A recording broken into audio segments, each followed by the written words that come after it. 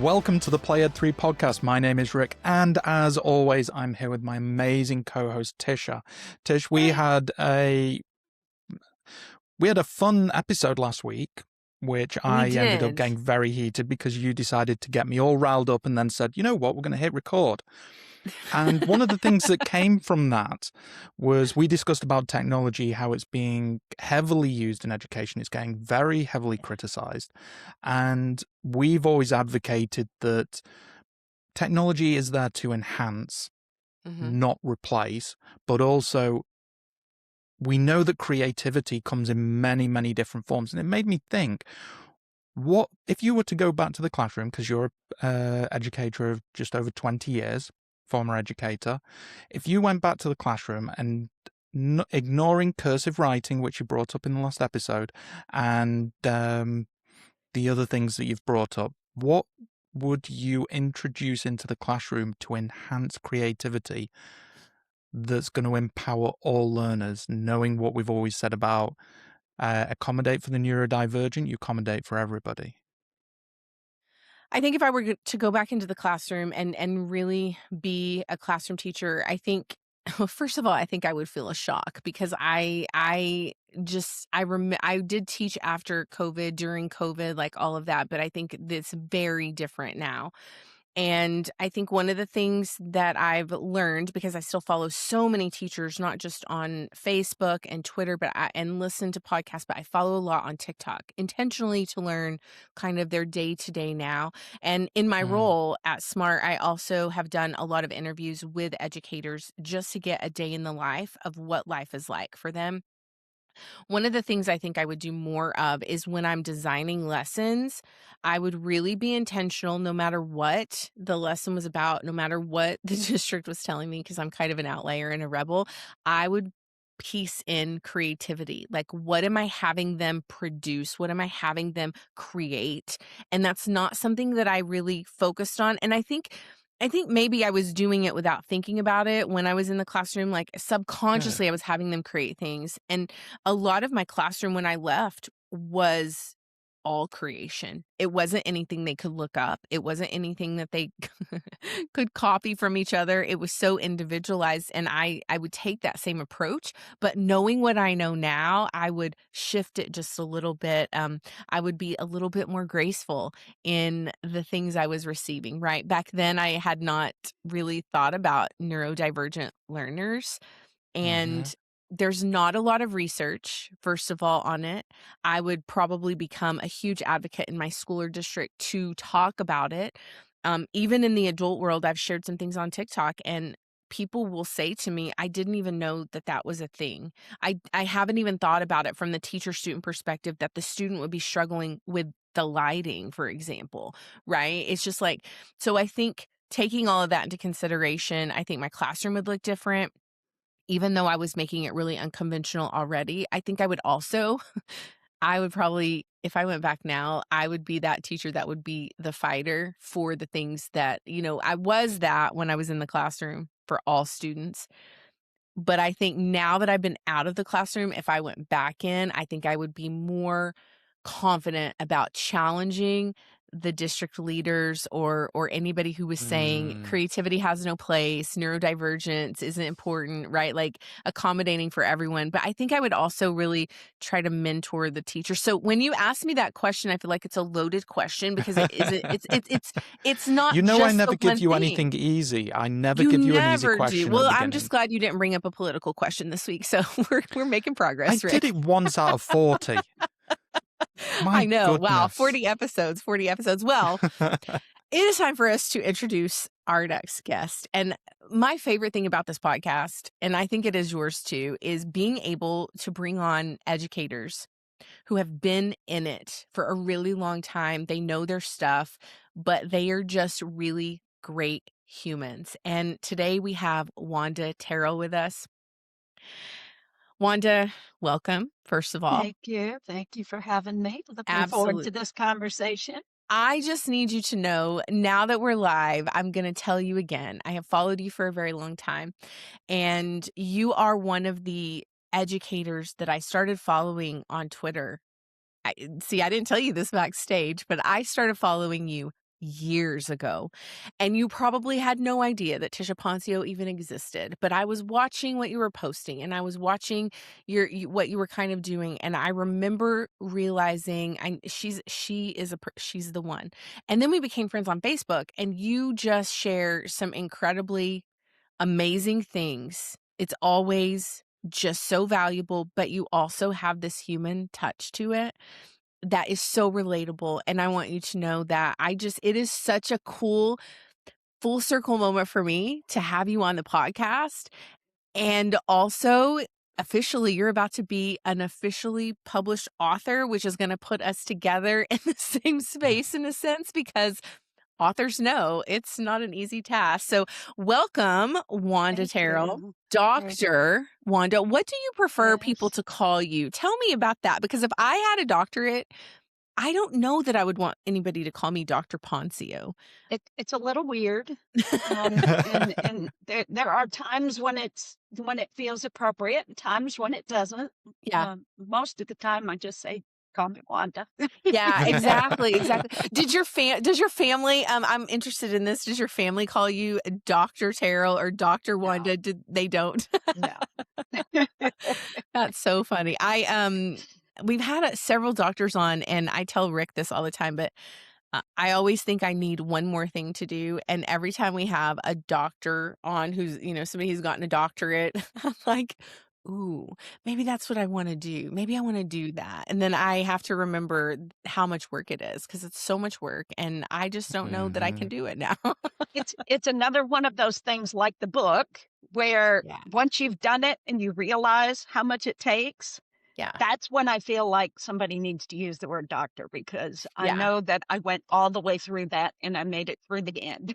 Yeah. I mean, it's a huge accomplishment. Huge achievement. I was thinking the other day, I was in the convenience store, and Rick and I used to bond over drinking Red Bull. It was so funny. I think he and I, when we first met, like, I would be in the Waco office and we'd both walk in the mornings with our Red Bull, and I'm everybody trying to picture your energy on Red Bull. I mean, I know.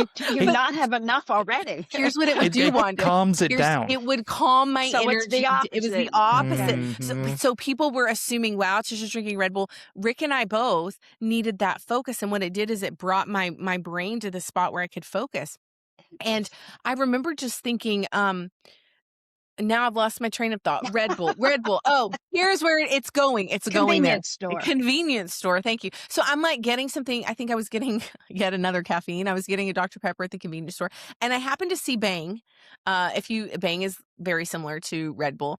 And I was thinking, like, wow, I kind of lived off of the Bang drinks when I was doing my master's program, because back then I was like raising kids, going to school, doing all of the teaching stuff, and then staying up till 2 a.m. doing my master's program, right? In the wee hours of the night, because I was drinking Bang. And I just remember in that moment thinking, how did I do that? And now knowing that I was neurodivergent, and I think realizing what a struggle it was to do that. And I just want to commend you, because I think sometimes people look at, well, you got a doctorate, you must really love learning, it must be really easy for you. And I know that everything neurodivergents do, we have to do it times 10, right? Like the being focused and scheduling and like the tasks. And so I just want to commend you again. I don't even know how often you talk about having a doctorate, but I just want to tell you that we see you, and I admire that so much. Speaking of great things, Rick, did you know Wanda just won another award? Yes. Was it yesterday, Wanda? I found out about it a couple of days ago. Yeah. Tell us what you won and tell us what it means. Tell us all the things. So one of the organizations I'm involved in is COSIN. So it's essentially a place for school directors of technology, right? It's a great organization, great support. And I've, over the past couple of years, have gotten more involved in it and earned my CETL certification, which I threw onto my little thing there.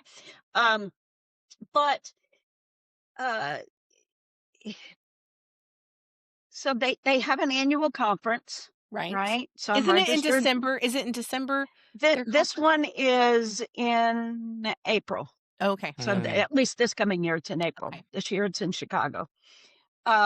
And so I had signed up, I'm registered to go and looking forward to the trip. And I got an email maybe last week, and it was like, "Hey, you are invited to this reception." And I'm like, "Cool." It was a ticketed thing, invitation only. I'm like, "Sure, I'd love to. Let me go. It sounds like the place to be." Um, and then I got an email a couple of days after that saying, "Congratulations, you're going to become a member of the Volunteer Hall of Fame for Wow. COSN." And I'm like, "Thank you. I'm a little shocked, but now that invitation makes a little more sense." Yeah. Starting to piece everything together now. That's awesome. But yeah, I mean, I was shocked because I've really only been involved for a few years, and did a volunteer committee thing with them last year, but didn't get a chance to this year. But I do a lot of volunteering at our state level, so I'm just kind of saying that's probably what it's for. But That's amazing. Congratulations. Yeah. I mean, so many achievements that you have. What I want to do now, Rick has the list of questions that I sort of put together, but I would like to dial back a bit, and I want to peel back Wanda. It's like Shrek, right, with the onion. I want to peel back some layers because we know you're a doctor. We know the amazing things you do. We know you have such a long-standing career. I mean, it is just we're going to get into that. you're But I making want me to feel older, I mean, well, you Wanda, do. I'm right there with you. So here's the thing. I want to know really, and this goes back to I was on Alfonso Mendoza's Dr. Fonz is what I call him now. Yes. I was on his podcast years ago. I want to say it was probably 2018 or 2019. And the title of my episode was Who is Tisha Poncio? I always laugh at this because I'm like, I remember getting the title and I was like, I don't even know who I am. Like, you want me to come on and talk about it? I learn more about myself every day. What are you talking about? Exactly. But I want to know. I want to know who is Wanda. I want to know who was Wanda as tell us who you were as a student. Tell us about some of your experience. Tell us a little bit about did you know that you were neurodivergent really early on? Was it later that developed? What did a perfect Saturday for little Wanda look like when she was growing up? Oh my What goodness. was your favorite hobby or activity? Yeah, just take us back to the childlike Wanda.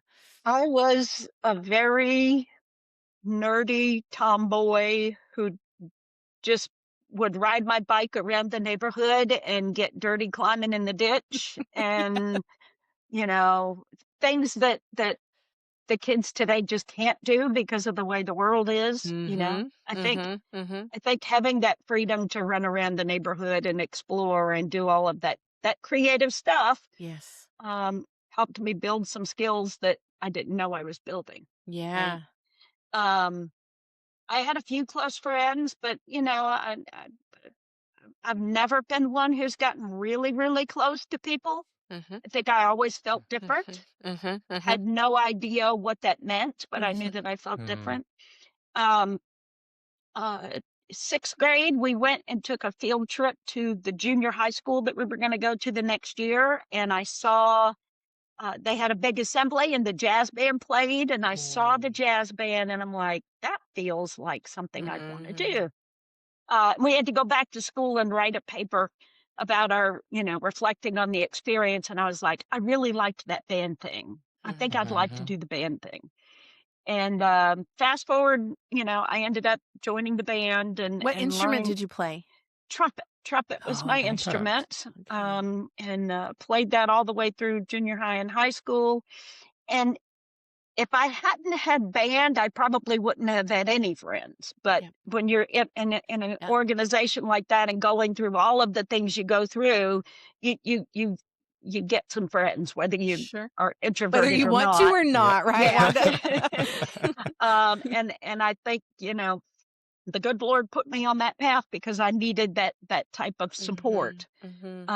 So even in the hard times, I knew I had some people that I could hang out with. And a lot of us went to college together. And so then I majored in music education, Louisiana Tech University, go Dogs. And a bunch of us went there and continued our band experience there. But I was always in the back of my mind, it was that imposter syndrome, you know. Even when I played my trumpet well, I was just waiting for that one time that I was just going to fall flat on my face and everybody would figure out I was just pretending, you know. Yeah. But I kept, just trying to get better and better and better and better, and would put in a lot of extra effort to try to help kind of tamp down that imposter syndrome, and still look back and think I shouldn't have been able to do those things, but just always tried to, I looked back on it and I called it making myself more marketable. Ooh. Yeah. I knew that as a band director teacher, the more things I could do, the more likely I'd have a place where I could fit in as a teacher. And so I always tried to grab other skills. That's such a great point, Wanda. That's such a fascinating and it also, point. I had it modeled to me by my father. My father was one of those, and he's not with us anymore, but he's one who would pick up a hobby and and then he'd get tired with it and go, and I was the oldest of 4 kids, so he'd take me with him. So I learned how to go out and do metal detecting. I learned how to, he was a police officer. He taught me how to make bullets in the backyard, in the shed, so I picked up lots of little things from him, and a big thing was just the fact that I didn't have to just learn one thing. I could learn a lot of things.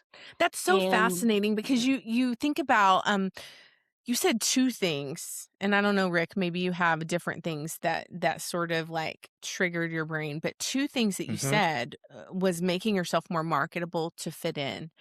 And what I want to say to that is that is something that a neurodivergent would say for sure, right? Like, let's learn all of the things so we're not caught off guard at any point and we can like just slot ourselves in there, right? But I think what is fascinating about it, and I think that has served all of us well. I was watching something the other day, and they were just saying the people that are going to be able to really thrive in the next, 20, 30, 50 years are going to be the neurodivergence, which was fascinating. I need to do more research on this. The neurodivergence, and then the people who are learning trade skills. And Rick and I have talked about trade skills a lot. Trade skills is going to be huge. Yes. And the thing with your dad, because we've had these discussions, ironically, when Dr. Fons was on, we had a whole conversation about how our dads really influenced our work ethic and our learning habits and our careers. I mean, a lot of us, I think, in this space doing this can attribute someone. I think Rick talked a little bit about that. And I didn't learn bullets, but on my free time, Wanda, whenever I have a break for lunch at work, I go to the hardware store. This is like so crazy to me, but I bet nobody would guess it. Princess Tisha is going to the hardware store and I am walking the aisles. And I used to do it a long time without thinking about it. I didn't know. I just knew I liked the hardware store. And one day I was in there and it dawned on me. My dad used to take me to the hardware store when I was little, and I would just follow him around, and he would teach me about all the different tools and all the different things. And I just now naturally go there. So I love this, it's like a legacy, right? Your dad has left this legacy of learning for you that is serving you so well. I guess I want Rick to kind of talk about, like, did anything that she said stand out to you? Because she said a lot of mic drop things just now while she was talking about her childhood. The biggest one for me was the imposter syndrome, because that's something that's always played in the back of my mind constantly. And one thing that I actually learned was people that have imposter syndrome, especially neurodivergent people, end up doing more things, work, whatever it is, because of our way of thinking that people are going to, as you said, catch us out, that we won't we have to measure up, right? Yeah, we're having to meet this requirement. And I think it's something that's always stuck with neurodivergence, is that we always feel out of place. So we do a million different things trying to, in a sense, prove our worth, which is unfortunately the wrong way of looking at it, but we end up doing all these things, but everybody around us are like, slow down, you've done so much stuff, and like, it's crazy. But to us, it's like, well, this is normal. And I think I look at imposter syndrome. I used to look at it very negatively, because I always thought it was always in the back of my mind. It's the reason why I'm overthinking and everything else. But really, like neurodivergent being a superpower and everything, imposter syndrome has really been the catalyst to kind of push us into things that we're wanting to actually achieve. I mean, we've already listed out what you've achieved so far, and I'm still in awe from all of that. And I would say that some of that is also down to your imposter syndrome and you wanting to show what you're actually capable of. And I mean, hats off to you on everything that you've done. Seriously, it is incredible. And some of the stuff you've done, I certainly probably would get halfway through and then stop. I mean, band especially the directing doctorate side of alone, the thing. Rick. Like, I Oh yeah, want to band. talk I about mean, that a little bit. I was in a band. I played clarinet for a little bit. I used to be in my school band. I played piano. I Imagine we could probably do. I mean, that actually would be fun. There you go. The Tisha Wanda Rick band. Practicing would probably be really funny and such a wild ride. Yeah, I can't say I'm any good, but it is amazing how we step into those creative areas that allows us to really, I don't think we do it enough. Express us. Like, Wanda, do you play your Yeah. instrument on a daily basis? I do not. I have not played in quite a while, as a matter of fact. I think about it a lot. Me too.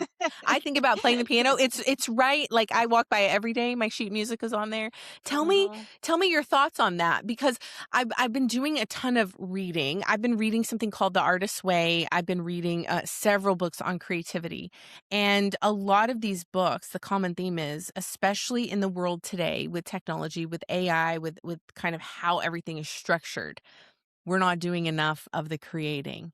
And it's pushing, the books are saying, like, even if you're washing dishes, in a way, there's a level of creativity to that. If you're cooking dinner, there's this level of creativity to that. And so do that more, go out less, wash your dishes, don't put them in the dishwasher all the time. So I kind of want to hear from you on that. How do you stay creative yourself? Do you have hobbies that you are doing that are not technology related or band related? Like, how do you stay in that zone, if you will? Well, I think a lot of my creativity does come out in my job. As I'm a chief of technology for a relatively small school district, especially when I've talked to some of my friends. I just came back from Atlanta. I went to a tech and learning conference there, summit there. And of course, I was hanging out with the Atlanta public school people. I'm like, my district's about this big compared to yours. Love the Atlanta public school people. But I think when you're in a smaller district, you have to be creative. You don't have the depth of staff, so you wear a lot of hats, and you have to think outside of the box. I mean, everybody's low on money, but in smaller districts definitely are. We have the approach of putting as much money into the classrooms as we can, so we run a very thin, lean district office, and there's a lot of creativity to do that, to actually stay up and functioning. When it comes to hobbies, I listen to audiobooks. If I'm not doing other stuff, I tend to, sometimes it's just having it playing. So that for the background noise. And yes, I am one of those who finds a series and just listens to it over and over. I'm probably on the 20th time through this 65 book series. I can say the whole book along, but and then I get to the last book and I'm like, do I do it again? Yes, I do it again. Yeah. Until I start it over again. Rick has been watching, what is it? Big Bang Theory. Big Bang Theory. Whenever we're on calls, I can hear it in the background. And this morning we were doing our pre-call and I was like, it's so loud. I can't even concentrate on what I'm thinking. And he's like, okay, let me turn it down. But it's like we repeat. Comfort. It's comfort. It is. Yeah. the voice of the speaker on the Voices, audiobook, yes. I just, It calms you. It calms your nervous system. I think that's such an interesting aspect because we all do certain things on repeat. It's funny because I have my little like as a neurodivergent because I've been learning so much. I'm like, oh, that's why I do that thing every day at the same in the same order, right? It's predictable. It's comforting. Yes. There's no uncertainty to it. Life's got Yes. enough uncertainty. I want to keep as much certainty in it as Well, I I want to talk about your cats for a second. Rick didn't even know I was going to ask about cats. See, I just threw him off. But I want to talk about your cat. She goes off script every time. It's fine. I do, but it's because we're still in the who's Wanda phase. And Wanda, how many cats do you have total? Well, sadly, I am only down to one. Okay. I've lost several over the past few years. Lost one kind of during the COVID time. Okay. Baby, she had some heart issues, and then I lost Geo. He had a wide variety of issues, and then most recently lost Dora. She had cancer, and I was keeping up with Dora on Facebook. Yeah, she gave it a good fight, but I got one who was one of Dora's kittens. He's not a kitten anymore. He's 12 years old. But do you find that having cats? I know Rochelle. We've talked to Rochelle. We did a podcast with Rochelle, and she has cats too. And the reason I'm asking this is because my son wants a cat. My daughter has a cat. And I've learned in my research that having cats actually for neurodivergence is a grounding force. And I want to know a little bit about did you always like cats? Did you have pets when you were growing up? We had cats. We frequently had cats. My family has gone more the dog route, although they still have cats. But there's something to say about that, Wanda. The dog people versus the cat people. I'm not a dog person, but I mean. I like animals. But you don't want to possess the dog. No, I don't want to possess the dog. I know. Definitely. I joke about Geo, who was the oldest of my cats, and I still think that we were like soulmates kind of thing. Yeah. No, I'm telling you, there's connection. There's some research into that. If you really deep dive, there's that neurodivergence sparking again. I would deep dive the cat issue because I'm like, do I need a cat? But then I start thinking, oh, that cat is something else I have to take care of, and I'm barely I'm good. I just need to take care of me right now.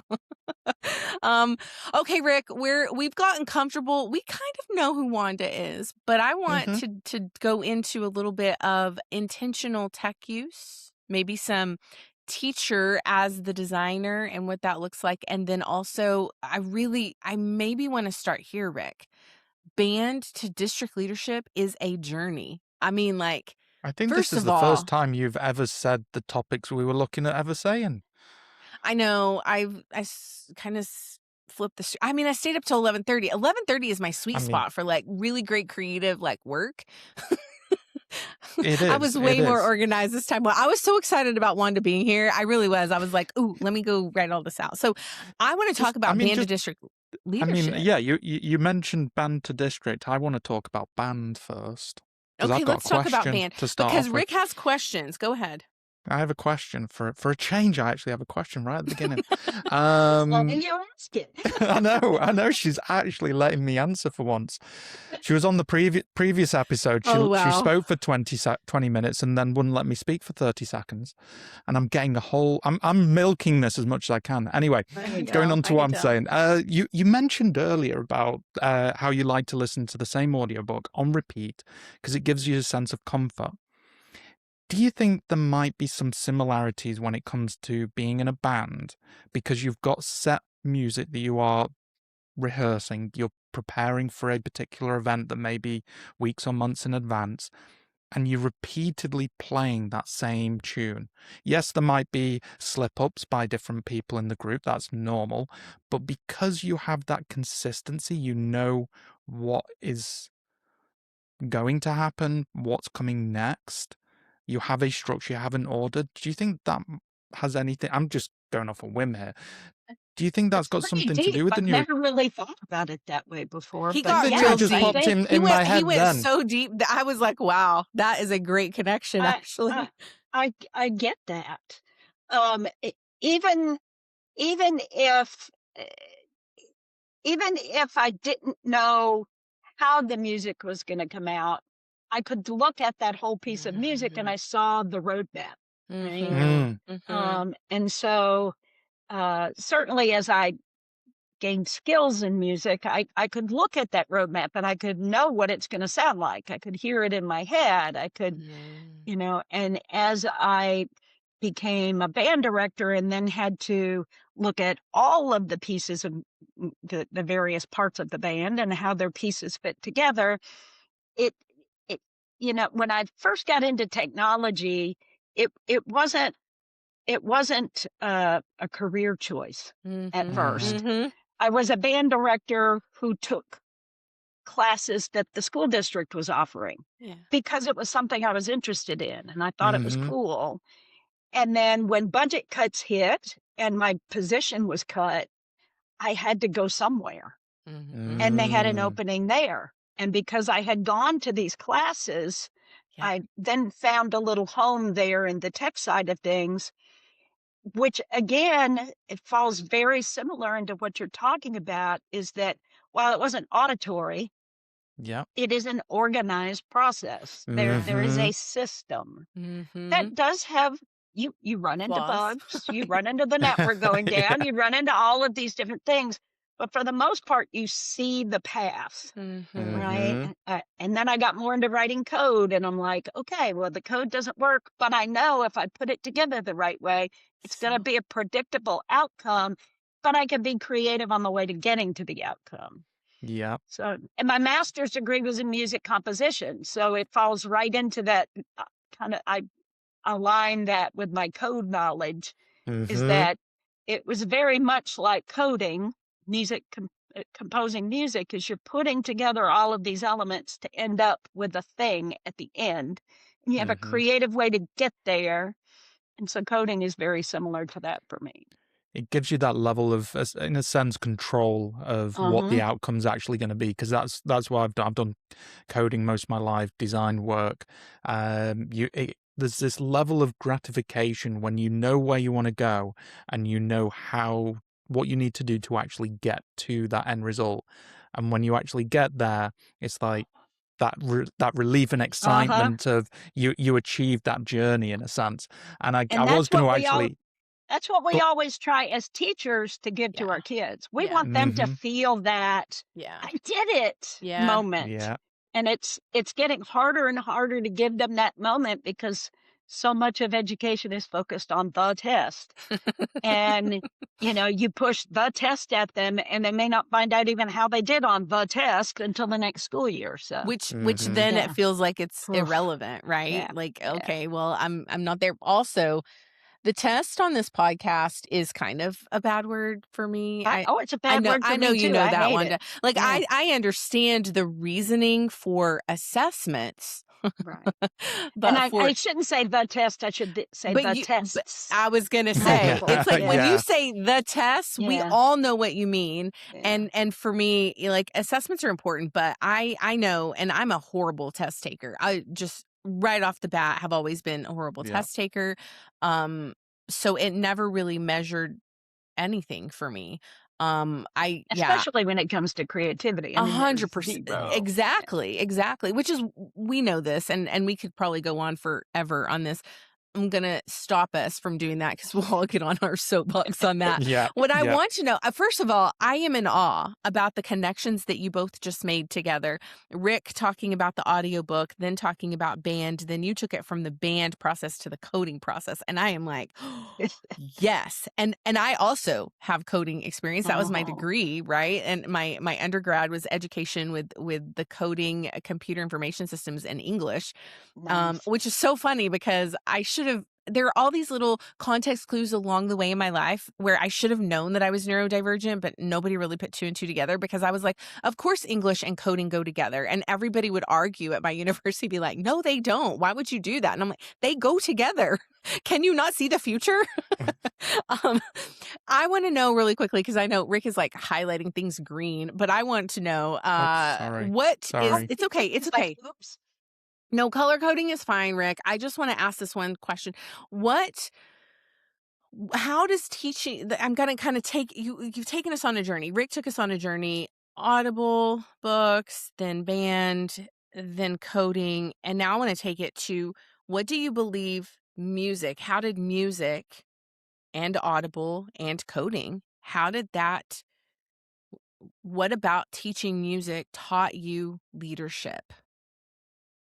Well, I think by its very nature, um, when you're a member of a band, your band director has to do gradual release all the time.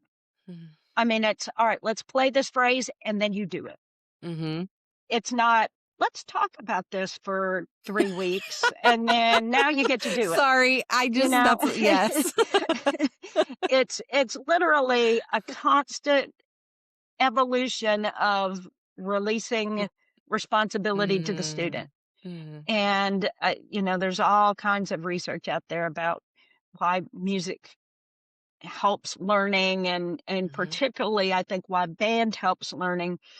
Um, I think why band is even more so is that there's, at least for me, there were so many different types of band.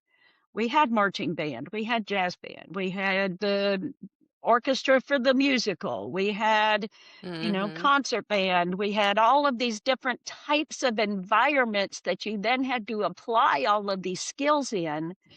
And so you learn very early on, I may be learning how to do one thing, but boy, I can apply it in a whole lot of different ways. Mhm. And this band director who's been teaching me is letting me do that in all of those different ways. And then when I Yeah. became the person who was letting the students do all of those things, it it it made a lot more sense to me that it's it really is student focused. I mean, they're the ones out there Yep. playing it. They're the Yep. ones.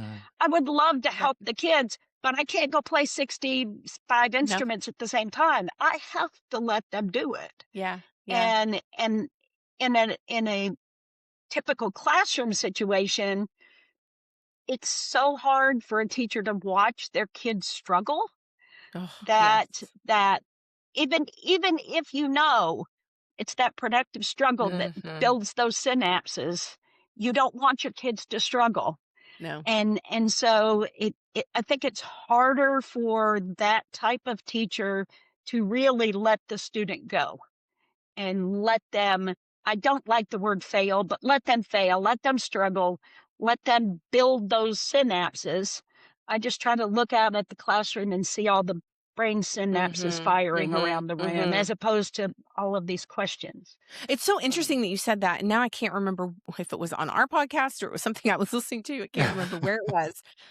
But someone somewhere on the socials out in the interwebs, a teacher was saying, "Oh, I never realized that I need to let my students fail."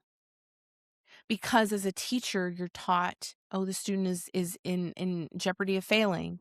And so it's like a mindset that was sort of ingrained in us that letting them fail was actually a failure on our part. mhm. But letting students fail in a productive fail, right? Productive struggle is actually the success on our part and then becomes their success. And I think it's so interesting because that idea, we wrote the book when we were doing our book and we did so much research for like all of the research is astounding. I felt like I was having a doctorate program. You probably I could was write a like, doctorate. wow. Mhm. Yeah. But it was so much about, there is so many values and ideals along the way that we took on as educators that I don't think anybody thought twice about.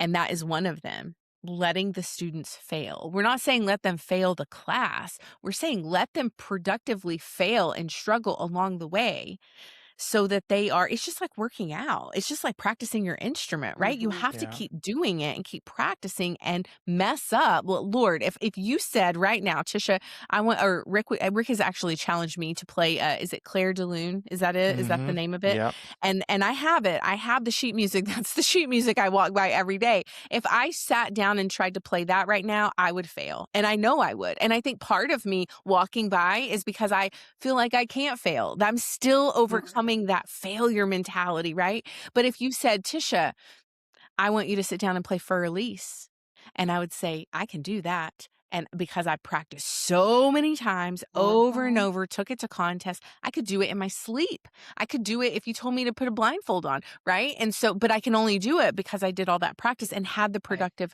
struggle. And I just think there's something to that. And I see Rick is about to say something.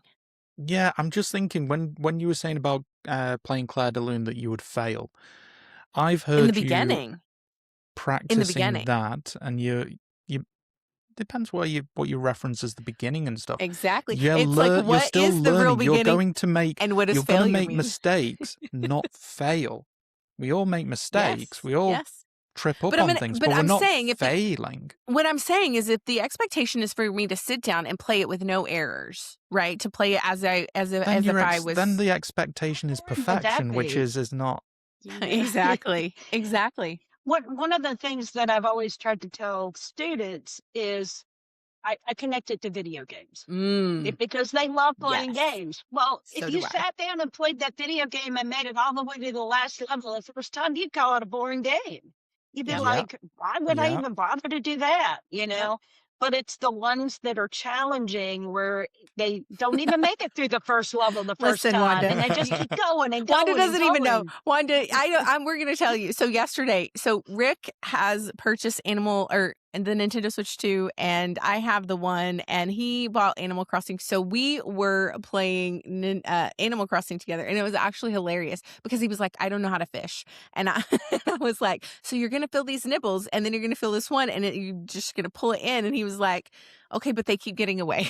Yeah, I was messing up every single time, and then it then clicked. But for your synapses were firing. You just didn't know. Exactly. And you're absolutely right about that, which is why I've always been the advocate, the parent, the teacher who are like, yes, play the video games, because I know that there is something to that. It is getting their brain thinking. The critical thinking skills that I have to use for Dreamlight Valley right now, like it exhausts me sometimes, and I just have to turn it off because I'm having to critically think so much on that game. But you're absolutely right. It really all goes together. What I want to talk about next is a little bit about intentional tech. I want to know if you were coaching a new teacher who's just gotten her degree, his degree, their degree, they're coming in, they're about to start teaching, and they are entering this space of AI tools and all of the technology, but they're also in that in between where the parents are like, no, we don't want them to use technology at all. And, I think it's a really interesting place to be, but I want to know, with your experience, your expertise, like everything that you're passionate about, if you were mentoring that teacher, how would you teach them, like, how to vet the tools that add value versus just maybe they're noise creators, tools that are noise creators versus tools that add value? How would you teach them that? What would you tell them? Well, I'd even take a step further back than that, is not just how to vet the tool, but do you even need the tool? It all goes back to, what are you trying to figure out if the kids know it? What is that standard? What is that objective for your lesson? And let's figure out if there is a tool that can help give you insight that just you can't get. Something that the teacher can't do themselves, or would just take so much time that it would just, there's already so much on a teacher's plate. Sometimes you just got to make the choice for time's sake. But when I was an instructional tech coach, my conversation, it was never, let's do a movie project. Let's do a slides project.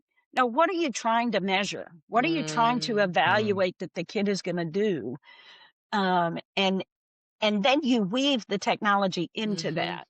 Yeah. I want to know for sure that they understand this. Well, here are some ways that they could do that. And I will admit, back in the day when I was doing that job, I would have probably said, let's all do the same thing. Yeah. Because as Yeah. the teacher, it would be easier for me. Yeah. Let's all have the same slideshow. Let's all organize it the same way so I can have my rubric and I can check it off. And okay, maybe you can take a different font or a different color. And I told myself that was giving students choice. Differentiation and Yes. individualization. Yeah. And of course, I know now we know better, we do better. Yes. Now, if I were to go back and do that now, I'd have a learning menu. I'd be like, okay, Yes. I know I want to figure out that you know this. Here's some choices. Yes, I'm going to give you some choices. I'm not going to let you just pick because life has limits, Yep. but let me give you a few to pick from. And hopefully they're not all the same, thing. That comes from a learning design standpoint. You'd want to put in those options there. But the key is that every one of those should have some level of productive struggle in it. If we have done 5 projects and the student always chooses Google Slides because they feel comfortable with Google Slides, then I might say, why don't you try this one instead? I think you would like this, and maybe help them out of their comfort zone a little bit. I probably would have been the one who picked the same thing every time because it was predictable. Yeah, me too. And so it goes against my nature a little bit to try to push somebody else out of their comfort zone. Yeah. But it's amazing what a learner can do with a tool when they don't already know how to use it. That they can think out of the box a little bit more. And I see that a lot with projects that are related to audiovisual. They think they know everything about recording a video because they're doing it for social and they've got their phones and they're doing all of this. But when they start learning more about it and learning how to compose a scene and how to all the adjust technical lighting. aspects. Yeah. I'll say adjust lighting since she's Thank having some you. lighting issues Thank you. today. There you go. I don't know if you noticed, fixed them Wanda. though on the fly. I was gonna say I had some lighting issues. Yes. I know you're not surprised. We're having storms in Texas, and the skies went dark. They're coming through here in a little bit, so I've been a little on the anxious side. But anyway, there's my thoughts on that. Yeah, I like that. I mean, you're absolutely right. You spoke about learning design, and I thought we could shift a little bit to that. So Rick, I'm going to let you kind of lead that conversation because I know, Rick, I know. I had another question. I had a different question. Well, go ahead with your question. You've just and then let's prepared move into me learning. just completely out of. My goodness. Every single episode. We always have. Go ahead and ask your question, Rick. Go ahead. Thank you. This has nothing to do with design learning. The biggest thing you pointed out was, well, rather than having educators saying, right, everybody's going to create a slide, you want to go down what's the problem, where do we want to get to, and then see how technology comes into play, if it even does come into play, which is so important. Firstly, do you see in the education sector that we are moving more towards a technology first then problem? And also, what would you recommend to anyone that feels that they may be in that kind of situation or in that surrounding where the education space is just getting bombarded with tech constantly, and they really want to kind of push back on being forced to use technology in the classroom when they know that it's not really helping, but people are not listening to them? I think the kind of the political approach right now is the concept of screen time, right? They think if you're looking at a screen, something that your brain is turned off, right? I think getting people to understand that not all screen time is created equal It's the difference between being a consumer and a creator. Um, one thing that, and I can speak from my role, is that yes, we provide, each student has a computer. They don't all go home, but they have the access, and I think that that's very important. Even though we have a mixture of socioeconomic status in my district, I don't want a kid not to have access to something and let the haves have it all, right? I want there's to be some equity there. And there probably isn't a week that goes by that I don't have an equity discussion with somebody. But I think knowing that we put a lot of money into our digital textbooks, because we've got to pick one, essentially, because we can't spend money on massive amounts of things. So we use the technology a lot for delivering the content, delivering the access to the content, but we balance that in my district with making sure that the teacher knows you're the professional in the room. You're the one who's designing the lesson. Yes, we've given you a curriculum, and by state regulations, here's what you got to do, and here are the standards you're going to have to meet. And, unfortunately, public schools have a lot of compliance things that have to be done. But one thing I think my district does well, and I would hope that the teachers would say the same thing, is that they treat them as the professional. They're the ones in there knowing their kids, knowing the various learning. I don't want to. I'm not a learning styles person, but every one of them is different, right? Yeah. And it's the teacher in the room that knows that stuff. I could go look at a student's SPED folder and see it, but I'm not going to be able to go in there and address those kids' needs the way the teacher has. But what my job is to make sure that I do what I can to make their jobs easier. Yeah. I don't want to put too many more obstacles, because there's already so many obstacles. And unfortunately, I do have to say no sometimes when they come and say, I found this great tool at a conference. Wanda, I want to know, what's the most recent no you've said lately? I don't want to call out a company, Okay. So there's two steps here. One is, do we already have a tool that does that? Yes. Because the more tools you add, the more cognitive load there is. Yeah. And not only for the kid, but for the parent. If the parent's trying to help the kid, and in this class they use this tool, and in this class they use this tool, it's no wonder they can't think about the learning. You're giving them all of these tools. Yeah. Oh, that's actually a great point, is if you're giving them so many tools, the focus now isn't on the learning, it's on the tool, because they're trying to sort out the tool or how to make the tool work, right? It's one reason why I'm a huge EduProtocols fan, is it's steady structure, but can apply to a whole lot of different things, and it doesn't have to be technology, right? Yeah. Absolutely. But and I lost the train of thought where I was going with that. I'm so sorry. About the data privacy side of the tools.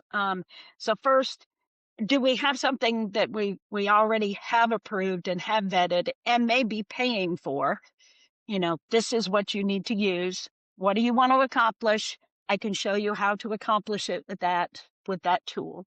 And we, as a district, take the every one of our 3 schools has an instructional technology facilitator at the school all day. Every school has their own tech support person all day. So that kind of helps give a little security there. But we're very big on data privacy. We run mostly a walled garden with our students, even all the way through high school. We don't let them go wild and crazy.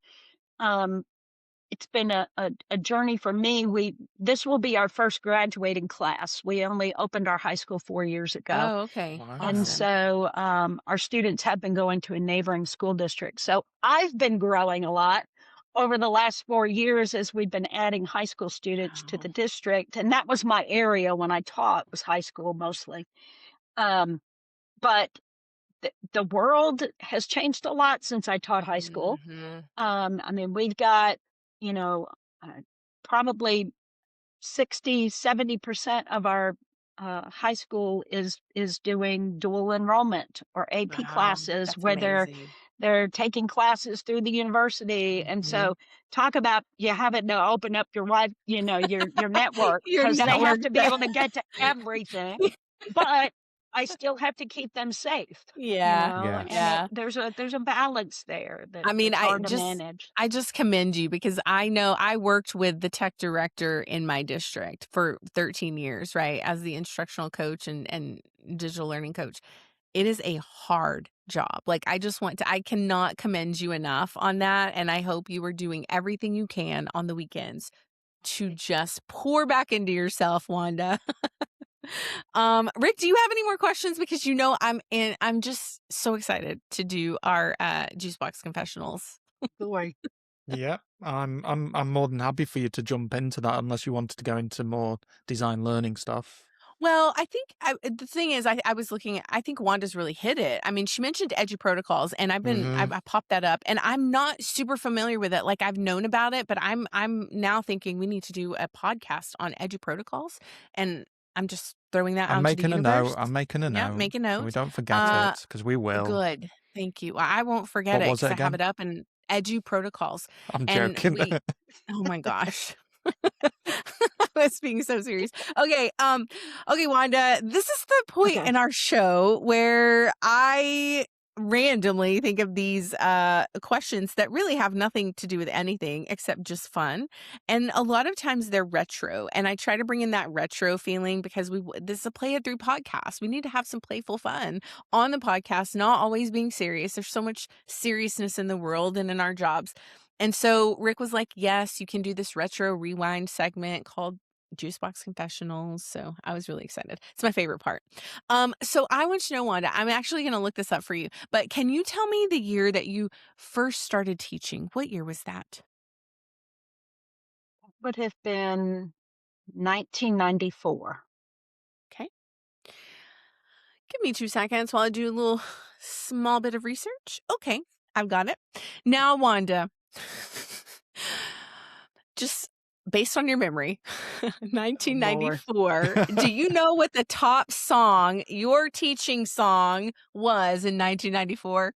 I have absolutely no idea. I can't remember what was on the top whatever last year. Okay, I'm going to tell you. Are you ready? I'm going to tell. This is like we did a flip the script on it for a second. It's The Sign by Ace of Base. Okay. Do you remember The Sign? I saw this. The minute I saw it was like, oh, wow. So Wanda, that is your teaching song from now on. I'm going to share what mine is because I looked it up this morning. So I started teaching in 2000. Okay. And this makes me laugh so hard. And I haven't shared it with anybody because I just did it this morning. My teaching song, the first year of teaching, is Faith Hill, Breathe. And I was laughing so hard because I thought, you know what? Yes, that's been my focus. Just breathe. I just tell myself to breathe since the beginning of teaching. Okay. So next question. In your humble opinion, so I need to preface this question. I have a playlist on my Apple Music called The Best Band Songs Ever. And I have taken the best pop songs that have been performed by bands and put them on a playlist.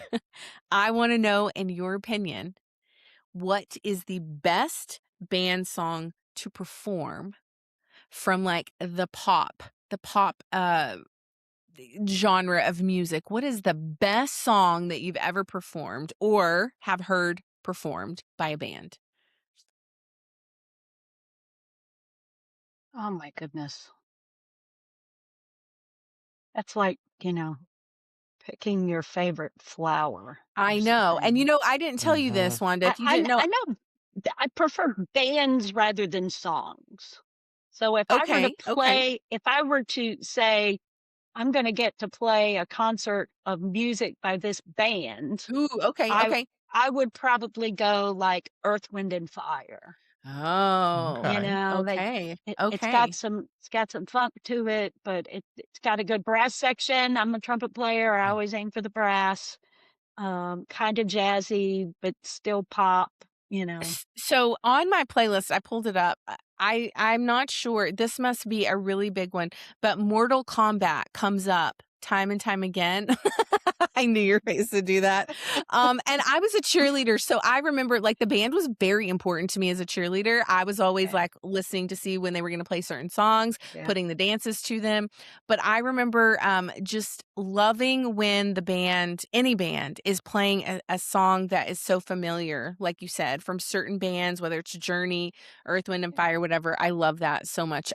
Okay, now I want to know, because I know you're neurodivergent, what was the best fidget toy in the 80s or 90s or 70s? Put a pencil in my hand. That's all I needed. I Just a pencil. Okay. I was drawing music notes on everything. Um, Did you ever have and any pencil injuries from way back in the day? I I remember you. did. Tell me about that, Wanda. So third grade, um, I don't have a pencil here. I have a pen, but I was sitting at my desk. I don't know, something like this, you Uh-huh. know, Uh-huh. like this. And somebody walked down the aisle Okay. and I had the pencil sticking out of my head, and I still have a little one of those little graphite little The little, yes, tattoos. that's why I'm asking, Yes, because I I feel have one in like my head. I can't remember which. I think it's on this side. I feel like the kids of the 70s, 80s, and some of the 90s probably have some sort of pencil injury. I I've got can't a remember. couple. Yeah. Yeah, I can't remember which one of my kids, but the same thing happened. Like they had their pencil holding it a certain way, and somebody like walked by and like hit it, and then it went Mhm. into their hand. Um, so because we were talking music, well, do you have any questions, Rick, for Juice Box Confessional? No, I'm just shaking off the image The of a pencil injury, the The pencil pencil. image of a sticking in the pencil. head kind of thing. A Yeah. Yeah. little third grade Wanda with a pencil sticking out of her head. Yeah. Yeah. I mean, when you put it that way, Wanda, I'm glad you're okay, actually. Bones. I'm good. What was the very first concert you ever went to? Ooh.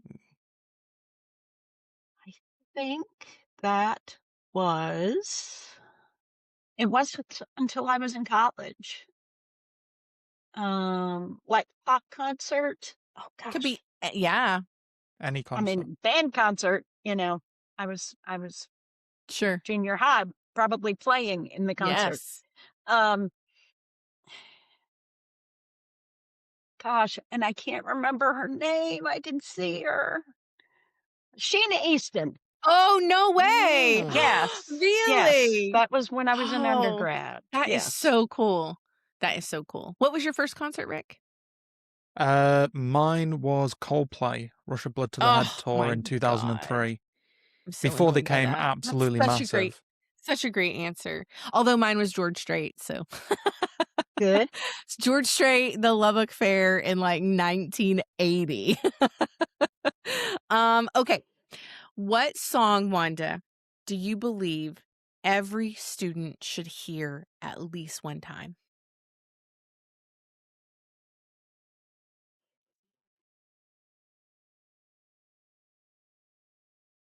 I mean, just here or You can be able to change the rules. You can say okay. they should Mm. hear this and they should play this. It's I yeah, I think that of course I'm in the United States, so no yeah, yeah. offense to our UK folks. Oh, we I offend Rick think all it's the time. I think Yeah. it's important for students to know the words to all of the verses of the Star Spangled Banner. Okay. I think it's more historical than just playing the first verse, the Yeah, one yeah. that we all know. Sure. When I taught general music in middle school, I made them learn Mhm. all of and we talked a lot about the history of the time and just tried to put it in context. Sure. Um, and it's one of those things that, most people don't know. So everybody go look at the verses, the remaining verses. That's your CTA, everybody. If you're listening, go. you're going to deep dive and look in, and we're even going to make Rick do that. We're going to have Rick do that. And if he doesn't do it today, we're going to do it later. I'll lead you in that deep dive, Rick. Rick actually loves America, and he will say all the time he would move to America. I think he might be one of the very few especially these days. Yes, I'm trying to. Yes, especially these days. I think we'll he's walk one of the type line. We will. I'm trying. I'm trying to be careful. I look at the bigger picture of the US rather than certain individuals. I mean, there's a population of 240 million people in the US. What's a handful of people you can just forget about, and then the rest of them are the important ones? Here's the thing, though. We do joke. Rick he acts way more American and specifically Texan than I do, Wanda. And I am more British, I think, sometimes. Let's just say not everything Texan. Okay, not everything Texan. Okay, I want to know. Let's see if okay, I got it. I've changed this on the fly in real time. Okay, you've seen Ted Lasso, right?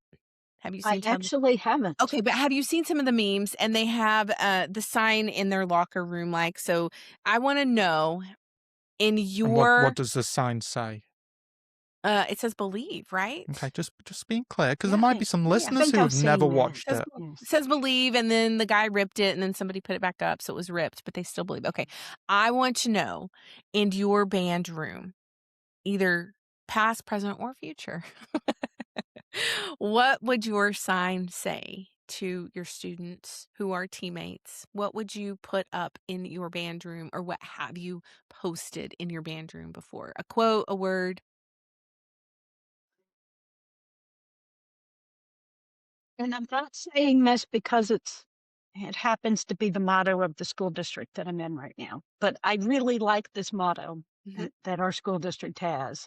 And it's 3 words, and there's a period between each, and it's learn, grow, lead. So it's always about everything you do. You should be learning something.